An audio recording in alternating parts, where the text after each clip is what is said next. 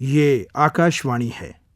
दीपदान प्रख्यात लेखक डॉक्टर राम कुमार वर्मा के लिखे इस चर्चित नाटक की पहली कड़ी आप कल सुन चुके हैं। आज हम आपको इस नाटक की दूसरी और अंतिम कड़ी सुनवा रहे हैं। नाटक के निर्देशक हैं विनोद रस्तोगी।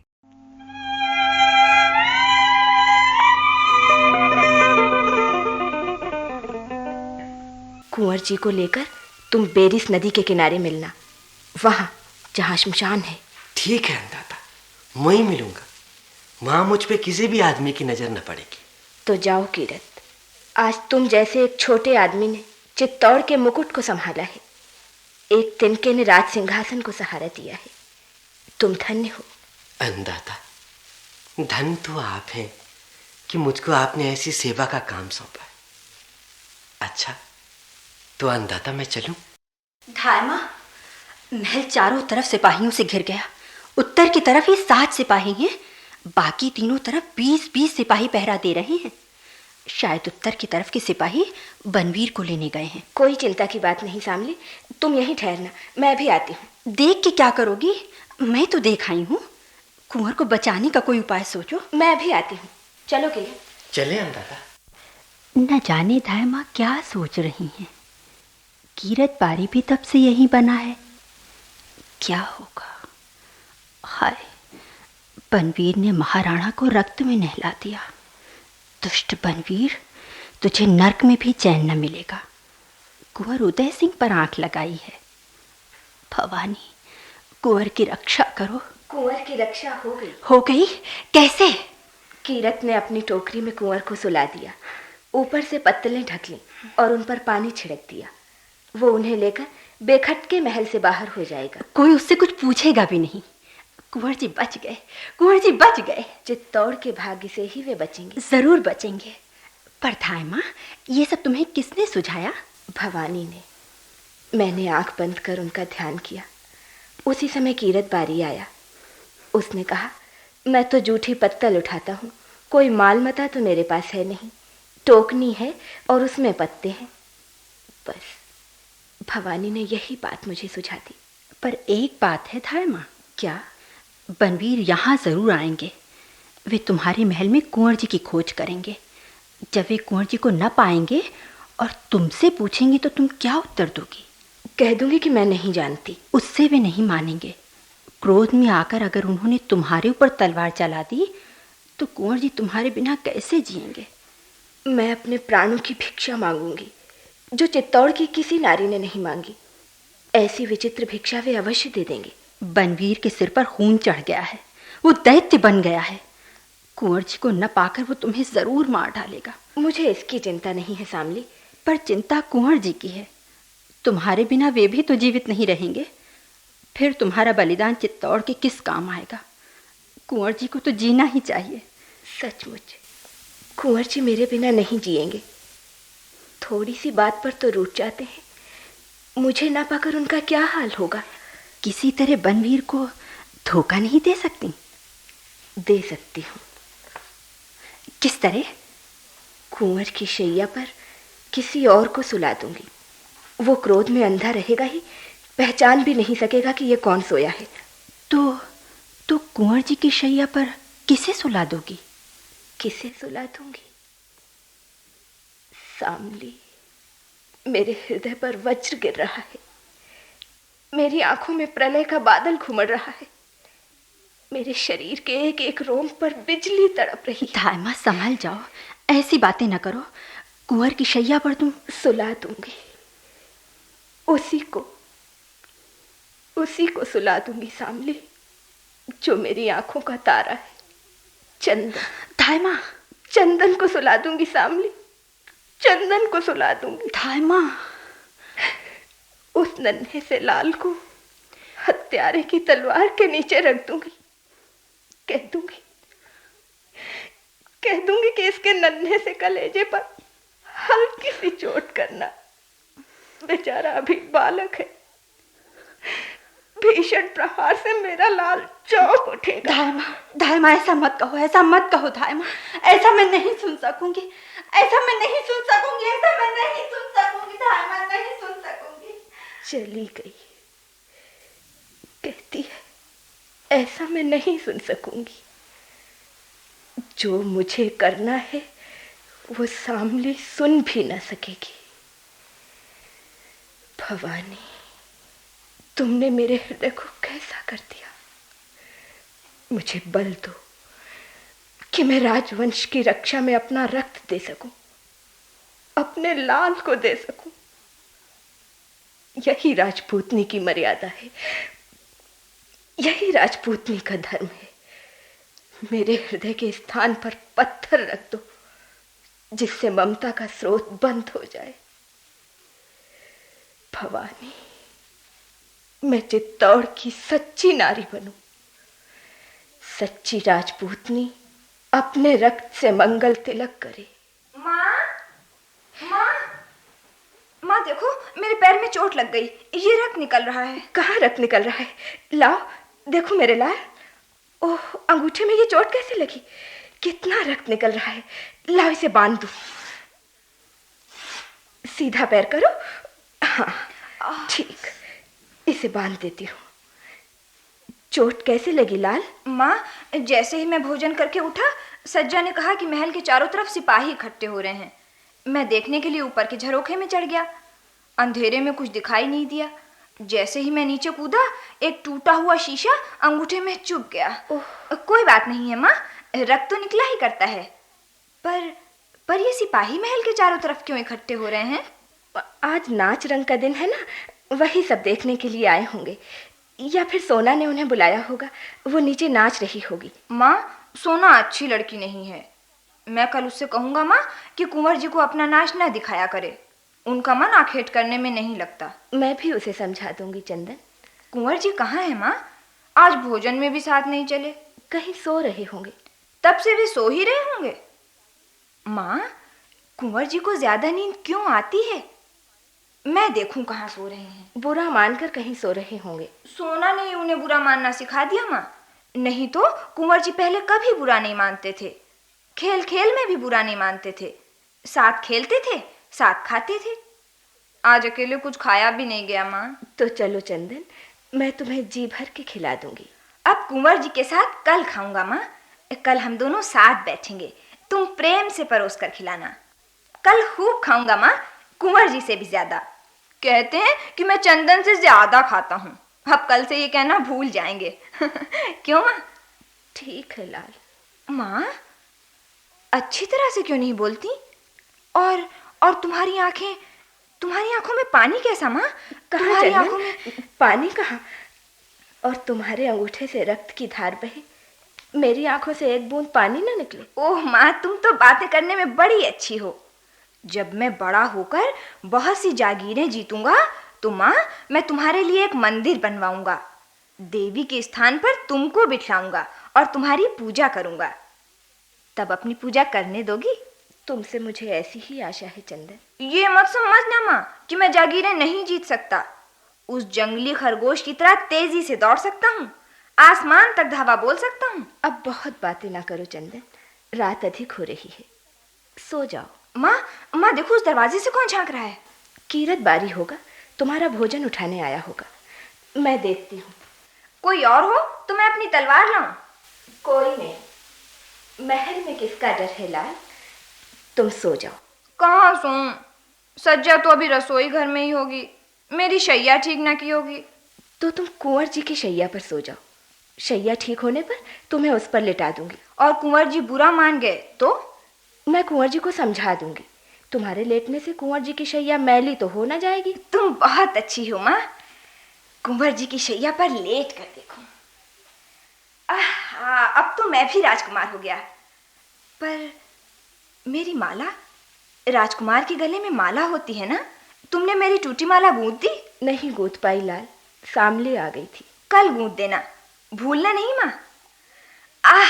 माँ, कितनी नरम शैया है। जी होता है सदा इसी पर सोता रहूं। चंदन, क्या हुआ माँ? कुछ नहीं। आज मेरा जी कुछ अच्छा नहीं है। कभी कभी कलेजे में शूल सी उठती है। तुम सो जाओ तो मैं भी सो जाऊंगी। मैं किसी वैद्य के यहाँ जाऊं माँ? नहीं, वैद्य के पास इसकी दवा नहीं है।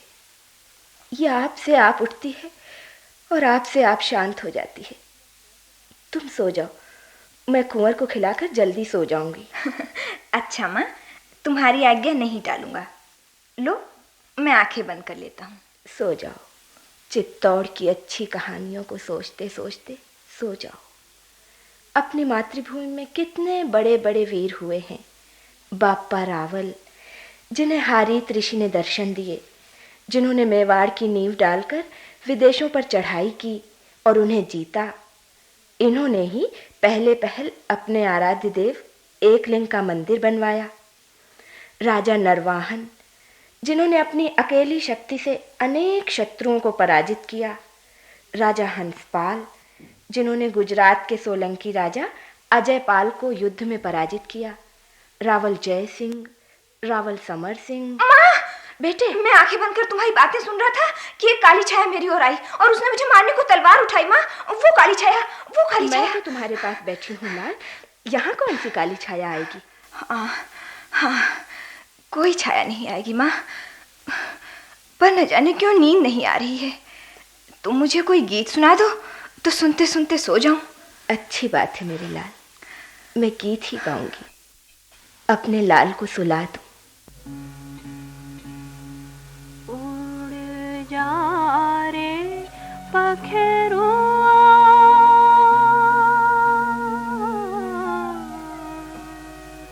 सांझ पड़ी, सांझ पड़ी। उड़ जा रे पखेरुआ,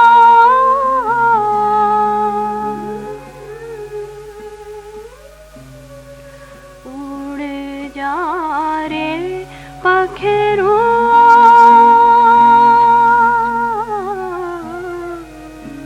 सांझ पड़ी, सांझ पड़ी। उड़ जा रे पखेरुआ, चार पहर बाट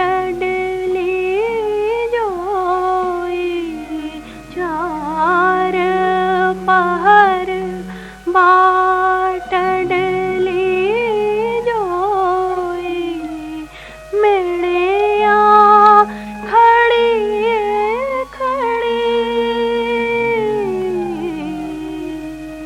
सांझ पड़ी, सांझ पड़ी। उड़ जा रे पखेरुआ,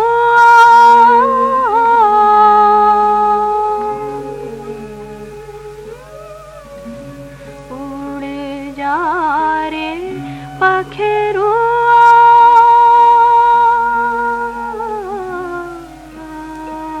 सांझ पड़ी, सांझ पड़ी।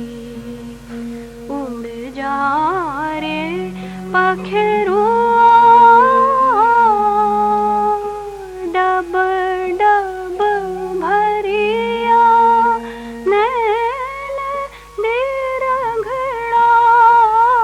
डब डब भरिया नैल दिरघड़ा, लग रही झड़ी झड़ी, सांझ पड़ी, सांझ पड़ी। उड़ जा रे पखेरुआ,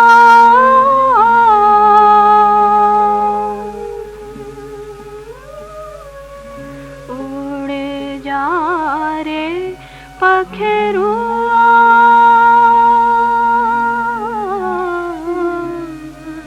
सांझ पड़ी, सांझ पड़ी। उड़ जा रे पखेरुआ, तेरी फिकर हूँ भई दीवानी, तेरी फिकर हूँ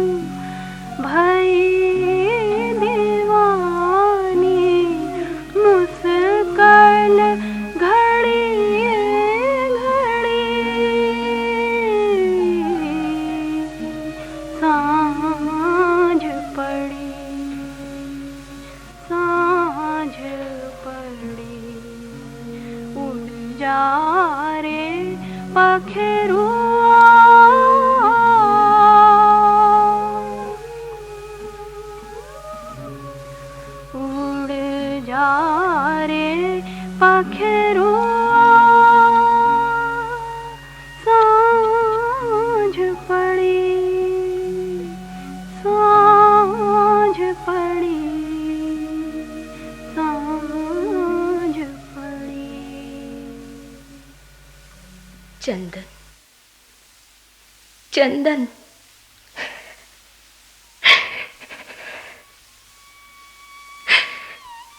मेरा लाल सो गया। मैंने अपने लाल को ऐसी निद्रा में सुला दिया कि अब ये ना उठेगा।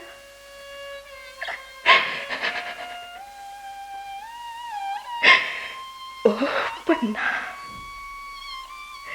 तूने अपने भोले बच्चे के साथ कपट किया है। तूने अंगारों की सेज पर अपने फूल से लाल को सुला दिया है। तू सर्पिणी है, सर्पिणी, जो अपने ही बच्चे को खा डालती है। जानबूझकर अपने पुत्र की हत्या कराने जा रही है। हाय अभागिनी माँ, संसार में तेरा भी जन्म होने को था।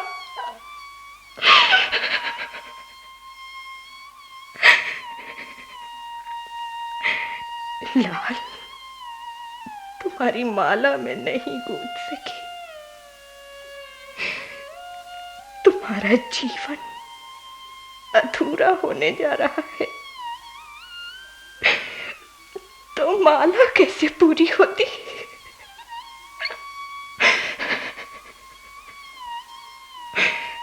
आज तुम भूखे ही रह गए मेरे लाल। आज अंतिम दिन में तुम्हें अपने हाथों से भोजन भी ना करा सकी। तुम क्या जानो कि कल तुम और कुंवर साथ साथ कैसे भोजन करोगे। कहते थे कल तुम परोस कर खिलाना, अब मैं किसे खिलाऊंगी चंदन?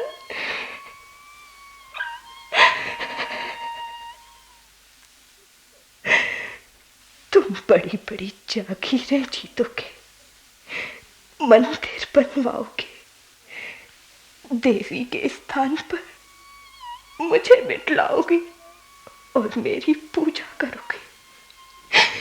और मैं ऐसी देवी हूं कि अपने भक्त को ही खा रही हूं।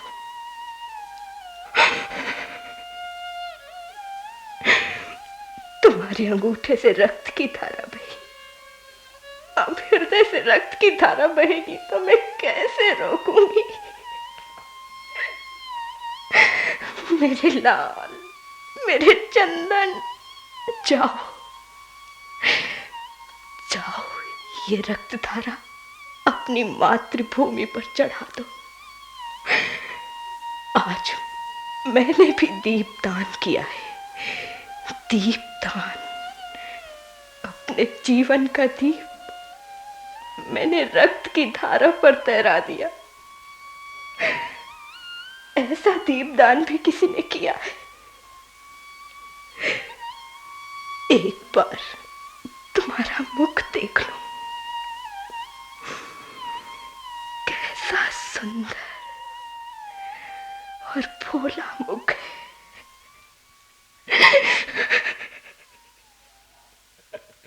पन्ना, पन्ना, महाराज बनवीर, सारे राजपूताने में एक ही धायमा है, पन्ना सबसे अच्छी। मैं ऐसी धायमा को प्रणाम करने आया हूं। धायमा की आंखों में आंसू? नहीं, आंसू नहीं है।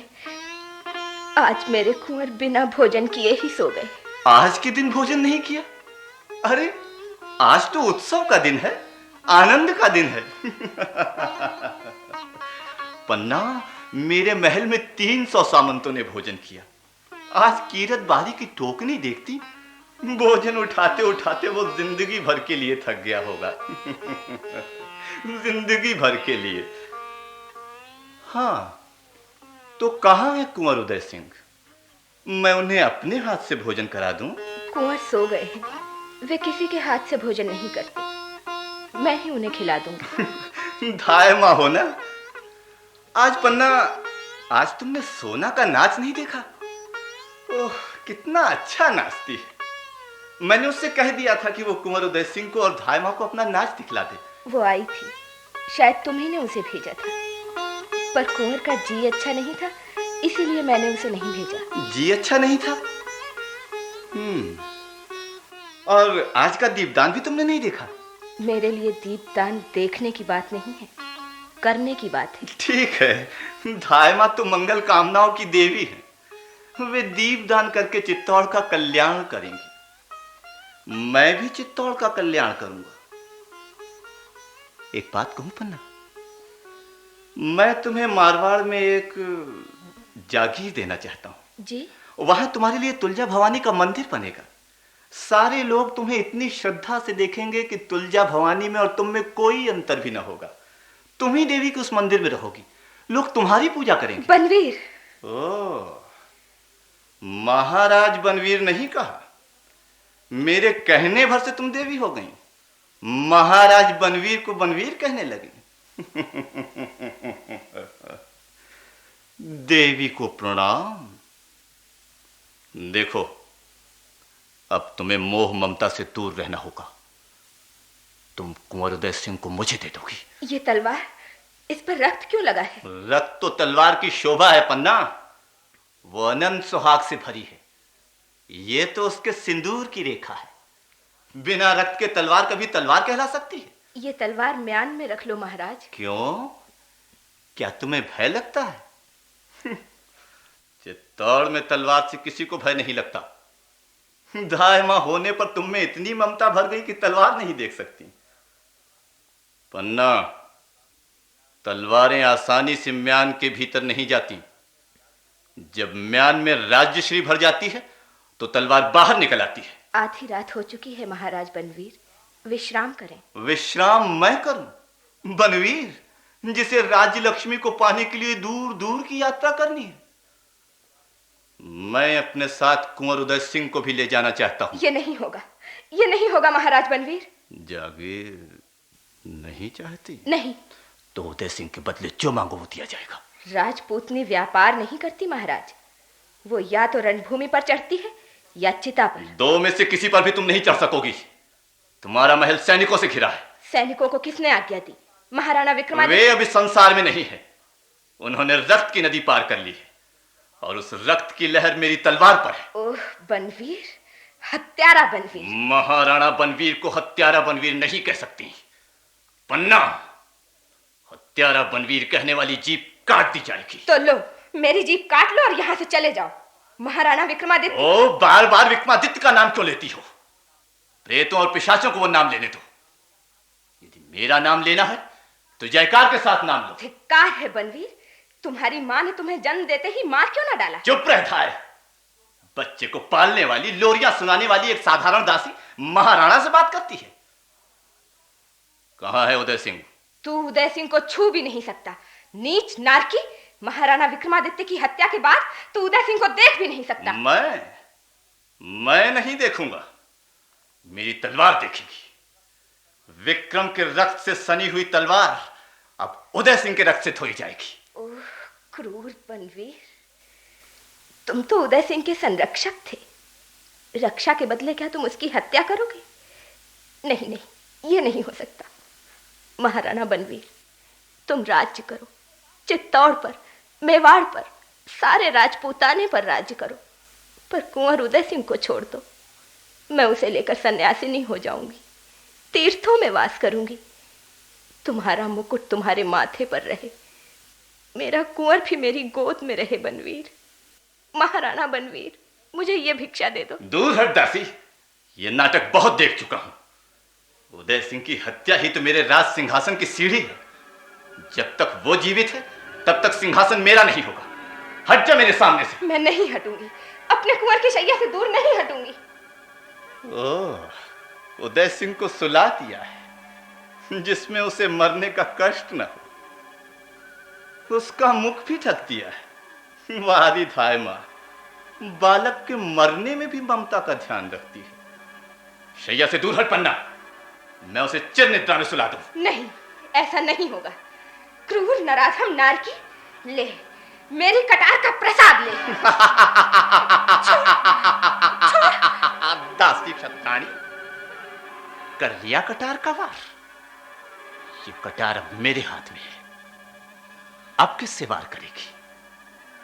अब तेरी भी समाप्ति कर दूं, लेकिन नहीं, स्त्री पर हाथ नहीं उठाऊंगा। अबोध सोते हुए बालक पर हाथ उठाते हुए तेरा हृदय तुझे नहीं धिक्कारता? हट जा मेरे मार्ग से।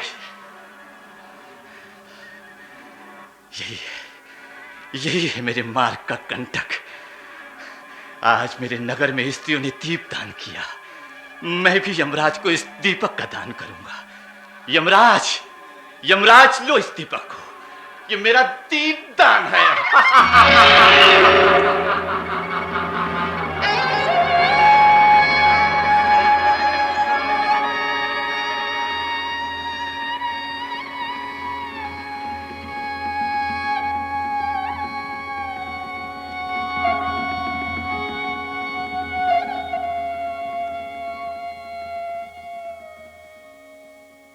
दीपदान। अभी आप प्रख्यात लेखक डॉक्टर राम कुमार वर्मा के लिखे इस चर्चित नाटक की दूसरी और अंतिम कड़ी सुन रहे थे। निर्देशक थे विनोद रस्तोगी। केंद्रीय नाटक एकांश के लिए तैयार किए गए इस नाटक को आकाशवाणी के दिल्ली केंद्र से प्रसारित किया गया। इस नाटक की रिकॉर्डिंग हमें आकाशवाणी के ध्वनि अभिलेखागार से प्राप्त हुई।